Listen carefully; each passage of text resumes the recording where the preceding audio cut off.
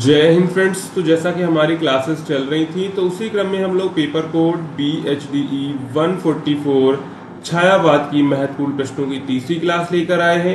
अगर आपने अभी उन दो क्लासेस को नहीं देखा है तो उसकी लिंक आपको जो है डिस्क्रिप्शन में मिल जाएगी, तो वहां से उन क्लासेस को आप लोग जरूर देख लीजिएगा। और अगर आप लोग इंपॉर्टेंट क्वेश्चंस एक जगह चाहते हैं जो आपके एग्जाम में आ सकते हैं तो आप लोग गैस पेपर को परचेज कर सकते हैं। उसको परचेज करने के लिए सिंपली आपको गूगल पे जाना है और सर्च करना है shop.hindustanknowledge.com। ठीक है, जैसे आप सर्च करेंगे तो आपके सामने इस प्रकार ये हमारी वेबसाइट आ जाएगी। इसकी लिंक भी आपको डिस्क्रिप्शन में मिल जाएगी, तो वहां से भी आप लोग इसको एक्सेस कर सकते हैं। तो आपको क्या करना है, सर्च कोड पे जाना है। ठीक है, सर्च कोड पे जाएंगे तो यहाँ पर आपको लिखेंगे BHDE 144। जैसे लिखेंगे तो यहाँ पर आपको ये गैस पेपर मिल जाएगा, तो यहाँ से आप लोग इसको परचेज कर सकते हैं। तो ये परचेज करने का ये फायदा है कि आपको इसमें एक जगह सारे क्वेश्चंस मिल जाएंगे, जिससे आप लोग एग्जाम से पहले इसका रिवीजन कर सकते हैं, जो आपके एग्जाम के लिए इंपॉर्टेंट है। अगर आप लोग उसको परचेज कर सके तो आप लोग जरूर परचेज करिएगा। अगर आपको कोई प्रॉब्लम होती है तो आप इस नंबर पे व्हाट्सअप या फिर व्हाट्सअप आइकन पर क्लिक करके हमको जो है व्हाट्सअप कर सकते हैं। अब चलते हैं, यहाँ पर हमारा पहला प्रश्न क्या है, छायावाद का विकास विषय पर एक निबंध लिखें। छायावाद का विकास कैसे हुआ था, उसकी विशेषताएं क्या थी, वो सारी चीजें इस उत्तर में हम लोग देखेंगे। अगर आप लोग इसकी PDF चाहते हैं तो आप टेलीग्राम को ज्वाइन जरूर कर लीजिएगा, वहां पर इंपोर्टेंट अपडेट जो है आपको टाइम टू टाइम मिलती रहती हो।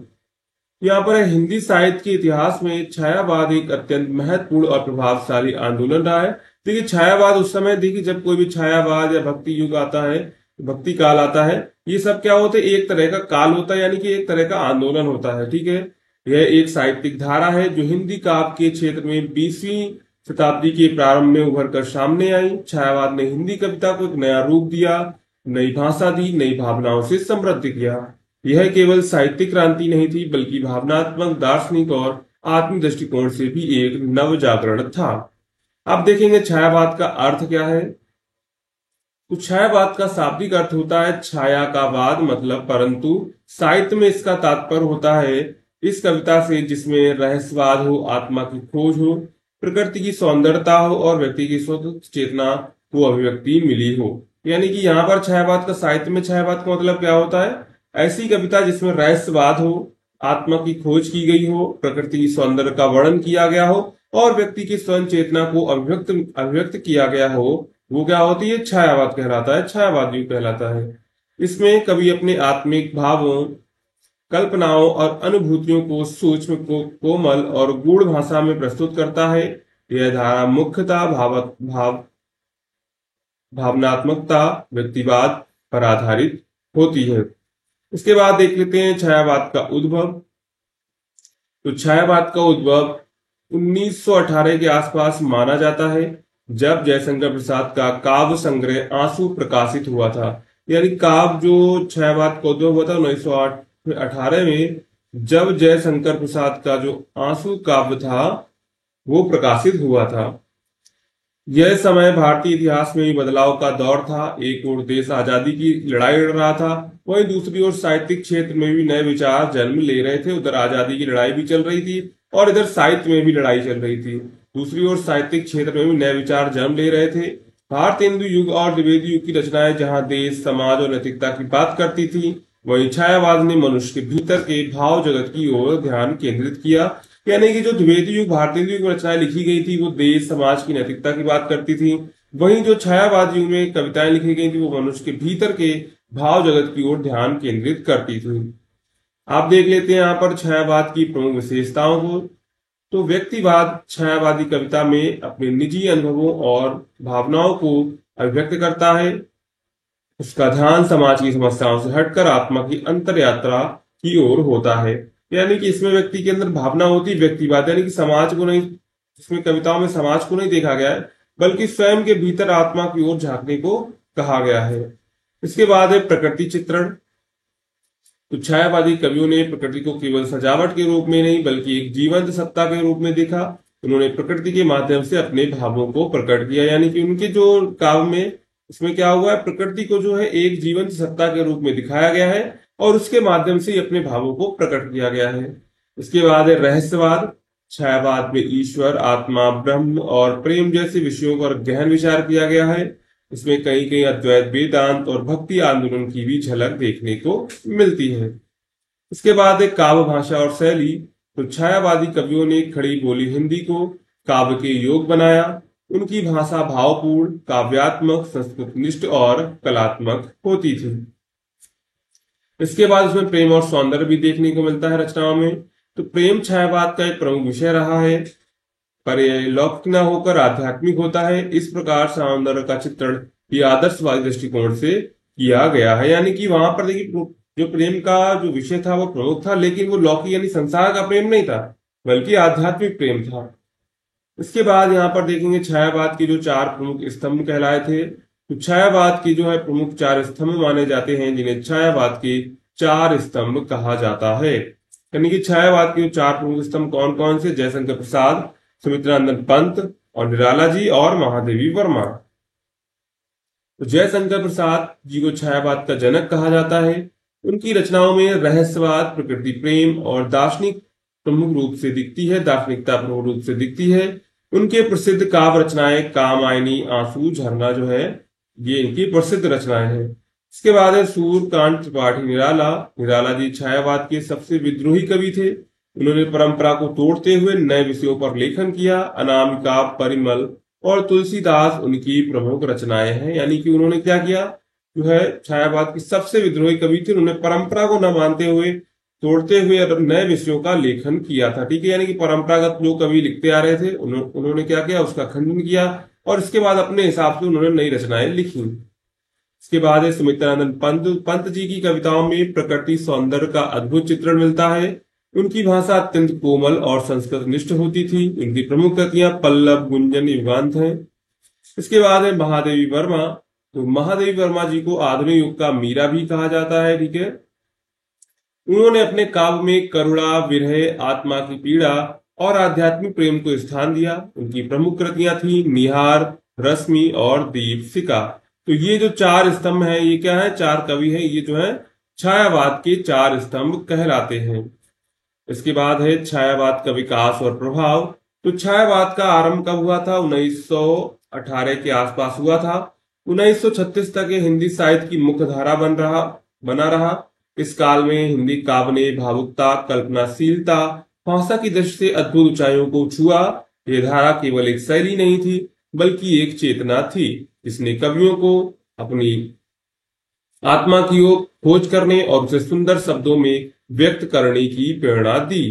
छायावाद ने हिंदी कविता को केवल सामाजिक और राजनीतिक मुद्दों तक सीमित न रखकर आत्मा और मन की गहराइयों तक पहुंचाया। यही कारण है कि इसके बाद आने वाले प्रकृतिवाद, प्रयोगवाद और नई कविता जैसे आंदोलनों पर भी छायावाद का प्रभाव पड़ा।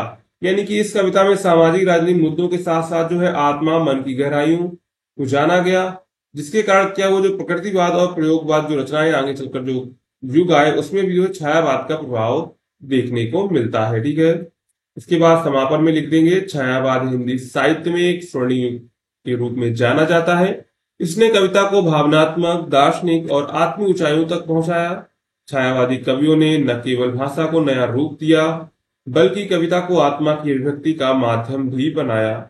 आज भी जब हम छायावादी कविताएं पढ़ते हैं तो हमें भावनाओं की उस सूक्ष्म दुनिया में प्रवेश करने का अवसर मिलता है, जो मनुष्य को उसकी आत्मा से जोड़ता है। इस प्रकार छायावाद न केवल एक काव्य आंदोलन था, बल्कि हिंदी साहित्य की आत्मा का एक विभिन्न हिस्सा बन गया था। यानी कि ऐसे भी प्रश्न आपसे बन सकता है कि छायावाद को हिंदी साहित्य की आत्मा कहा जाता है, क्यों? तो इसका आंसर आप लोगों का सेम टू सेम ही होगा। ठीक है, इसके बाद चलते हैं, दूसरा प्रश्न है, भारत माता कविता का विश्लेषण करते हुए उसका महत्व भी बताइए। यानी कि सबसे पहले हम लोग भाषा कविता का विश्लेषण करेंगे, इसके बाद उसका महत्व देखेंगे। तो भारत माता कविता जो है हिंदी के साहित्य प्रमुख कवि सुमित्रानंद पंत द्वारा लिखी गई थी। एक प्रेरणादायक रचना है। यह कविता न केवल भारत माता की पीड़ा को व्यक्त करती है, बल्कि देशवासियों में आशा, आत्मबल और स्वतंत्रता की भावना को भी जागृत करती है। यह कविता उस समय की है जब भारत अंग्रेजों की गुलामी झेल रहा था। पंत जी ने इस कविता के माध्यम से भारत की स्थिति को एक ग्रामवासिनी माता के रूप में प्रस्तुत किया, जो कष्ट, दुख और अन्याय सह रही है। लेकिन फिर भी वह आशा और संघर्ष की प्रतीक बनी रहती है। यानी कि वो भारत माता को क्या कहते हैं, ग्राम वासिनी यानी ग्राम में रह रही महिला के रूप में चित्रित करते हैं, जो कष्ट दुख और अन्याय सह रही है, लेकिन फिर भी वह आशा और संघर्ष की जो है प्रतीक बनी रहती है। तो अब देखते हैं भारत माता का चित्रण। तो इस कविता में सुमित्रा नंदन पंत ने भारत माता को एक साधारण ग्रामीण महिला के रूप में चित्रित किया है। यह भारत माता सुंदर, सहनशील, मेहनती और त्यागमयी है। वह गंगा यमुना जैसी पवित्र नदियों की भूमि पर रहने वाली है, जो उपजाऊ और प्राकृतिक संपदाओं से भरी हुई है, परंतु फिर भी वह अत्यंत दुखी है। इस चित्रण में कवि यह दिखाना चाहते हैं कि भारत एक सुंदर, शक्तिशाली और सांस्कृतिक रूप से समृद्ध देश है, लेकिन फिर भी वह विदेशी शासन और आंतरिक समस्याओं के कारण दुखी है। यानी कि इसमें भारत माता चित्रण कैसे किया गया है, एक साधारण ग्रामीण महिला के रूप में किया गया है, जो सुंदर है, सहनशील है, मेहनती और त्यागमयी है, और जो है वह गंगा यमुना जैसी पवित्र नदियों की भूमि पर रहने वाली है, जो उपजाऊ और प्राकृतिक संपदाओं से भरी हुई है, फिर भी वह अत्यंत दुखी है, क्योंकि भारत एक सुंदर, शक्तिशाली और सांस्कृतिक रूप से समृद्ध देश है, लेकिन वह फिर भी वह विदेशी शासन और आंतरिक समस्याओं के कारण दुखी है। दुख और अभाव का चित्रण यहाँ पर किया गया है। तो पंत जी ने कविता में भारत माता की पीड़ा को बहुत मार्मिक रूप से प्रस्तुत किया है। उन्होंने दिखाया है कि भारत माता विदेशी शासकों, अंग्रेजों के अधीन है। देश की जनता गरीबी, अशिक्षा और शोषण का शिकार है। खेत तो हैं, नदियां हैं, पर्वत हैं, लेकिन भारत माता को उसका फल नहीं मिल रहा। वह भूखी है, प्यासी है, उसके बच्चे दुखी हैं। यह चित्रण भारत की वास्तविक स्थिति को दर्शाता है, जब देशवासी गुलाम की बेड़ियों में बंधे हुए होते हैं। देखिए यहाँ पर जो भारत माता की कल्पना की गई है वो एक काल्पनिक चीज है, यानी कि पूरे जो है देश को यहाँ पर बताया गया है, ठीक है। और जो उसके बच्चे हैं, यानी कि हम लोग जो है क्या है, उसके बच्चे हैं, और हम लोग दुखी हैं क्योंकि हम पर क्या है, हम पर जो है विदेशी ताकतों का शासन है। इसके बाद आशा और आत्मविश्वास। यद्यपि कविता में पीड़ा का वर्णन है, लेकिन पंत जी ने निराशा नहीं फैलाई। उन्होंने लोगों को आत्मबल और आशा का संचार किया। कवि कहते हैं कि भारत माता में अभी भी शक्ति है, वह सत्य और अहिंसा और संयम के मार्ग पर चलकर पुनः गौरव प्राप्त कर सकती है। यह संदेश गांधी जी के विचारों से मेल खाता है, जो उसी समय देश को अहिंसा के मार्ग पर ले जा रहे थे। कविता में विश्वास है कि भारत माता अपने दुखों को सहकर एक दिन अवश्य स्वतंत्र होंगी। इसके बाद यहाँ पर जो है प्रकृति का सुंदर वर्णन भी किया गया है। पंत जी प्रकृति के कवि कहे जाते हैं। इस कविता में उन्होंने भारत की प्राकृतिक सुंदरता को शानदार वर्णन किया है। उन्होंने भारत की भूमि को हरी भरी, उपजाऊ नदियों से सिंचित और सुंदर बताया है। यह प्राकृतिक सौंदर्य भारत माता की दुख भरी स्थिति के साथ साथ गहरा विरोधाभास प्रस्तुत करता है। एक और इतनी सुंदर प्रकृति है और दूसरी ओर गरीबी और दुख है, तो दोनों में क्या हो रहा है, विरोधाभास हो रहा है। यह विरोधाभास पाठकों के मन को झकझोर देता है। यानी कि एक तो हमारी इतनी सुंदर प्रकृति है, फिर भी हम लोग दूसरी ओर गरीबी और दुख से जूझ रहे हैं। अब देख लेते हैं कविता का महत्व। तो सबसे पहले कविता में राष्ट्रीय चेतना का विकास देखने को मिलता है हमको। तो भारत माता कविता भारतीयों में देशभक्ति की भावना जागृत करती है। यह लोगों को याद दिलाती है कि भारत केवल एक भूखंड नहीं है, बल्कि यह एक माँ है जिसे पीड़ा हो रही है। यह कविता हर भारतीय को अपनी मातृभूमि के लिए कुछ करने की प्रेरणा देती है। गुलामी की समय यह कविता लोगों को संघर्ष के लिए प्रेरित करती थी। यानी कि जो है भारत माता की जो कविता है वो भारतीयों में देशभक्ति की भावना जागृत करती है और लोगों को यह याद दिलाती है कि भारत केवल एक भूखंड नहीं है, बल्कि एक हमारी ये माँ है और जिसे पीड़ा हो रही है। यह कविता जो है हर भारतीय को अपनी मातृभूमि के लिए कुछ करने की प्रेरणा देती है और गुलामी के समय जो यह कविता थी वो लोगों को संघर्ष के लिए प्रेरित करती थी। इसके बाद सामाजिक न्याय और समानता का संदेश। तो पंत जी ने कविता के माध्यम से सामाजिक असमानता और शोषण की ओर ध्यान दिलाया। भारत माता की पीड़ा केवल विदेशी शासकों की वजह से नहीं, बल्कि समाज के भीतर व्याप्त अन्याय, गरीबी और अज्ञानता से भी। इस कविता में गरीबों की दशा, महिलाओं की पीड़ा और मजदूरों की हालत को प्रतीकात्मक रूप से प्रस्तुत किया गया है। इसके बाद यहाँ पर स्वतंत्रता संग्राम का समर्थक। तो यह कविता स्वतंत्रता संग्राम के समय लिखी गई। उस समय भारत के लोगों को प्रेरणा और साहस की आवश्यकता थी। भारत माता कविता ने लोगों को एकजुट किया और अपनी धरती के लिए बलिदान देने के लिए प्रेरित किया। यह रचना लोगों में आत्मगौरव और स्वतंत्रता की लालसा को बढ़ावा देती है। यानी कि ये कविता कब लिखी, ये स्वतंत्रता संग्राम भी चल रहे थे, तो उस समय के भारत के लोगों को इस कविता ने क्या किया, आत्मगौरव उनका बढ़ाया। इससे जो लोग हैं जो स्वतंत्रता संग्राम में अधिक से अधिक भाग ले सकें, और भारत माता कविता के लोगों ने एकजुट किया जो अपनी धरती के लिए बलिदान दे सके, और उनको बलिदान के लिए प्रेरित कर रही थी ये कविता। ठीक है, इसके बाद है सांस्कृतिक महत्व। तो कविता में भारतीय संस्कृति, परंपरा, मूल्यों का भी चित्रण है। पंत जी ने भारत को त्याग, तपस्या, प्रेम, अहिंसा और सत्य का प्रतीक बताया है। यह कविता केवल राजनीतिक नहीं बल्कि सांस्कृतिक और आध्यात्मिक चेतना का भी जागृत करती है। इससे कविता का महत्व और भी बढ़ जाता है। क्या होता है, भारत में क्या होता है, भारतीय संस्कृति, परंपरा और मूल्यों का भी चित्रण होता है। पंत जी ने भारत को त्याग, तपस्या, प्रेम, अहिंसा और सत्य का प्रतीक बताया है। और यह कविता केवल राजनीतिक नहीं है बल्कि सांस्कृतिक और आध्यात्मिक चेतना को भी जागृत करती है।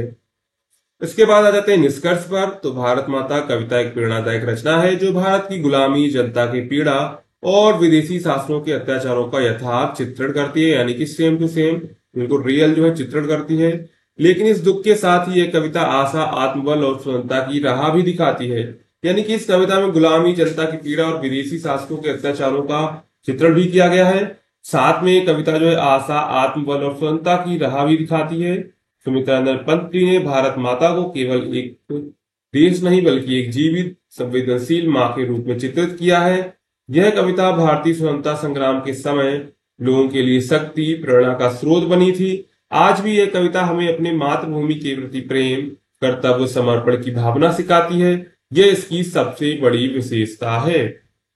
ठीक है, तो यहाँ पर हमने जो 2 क्वेश्चंस को कवर किया हुआ है जो आपके एग्जाम के लिए इंपॉर्टेंट है। और अगर आप लोग मोर क्वेश्चंस चाहते हैं तो आप लोग इस टेक्स्ट बुक को परचेज कर सकते हैं। तो चलिए आज की क्लास यहीं पर समाप्त करते हैं। अगर आपने अभी तक वीडियो को लाइक एंड चैनल को सब्सक्राइब नहीं किया है तो कर लीजिएगा। मिलते हैं अगली क्लास में।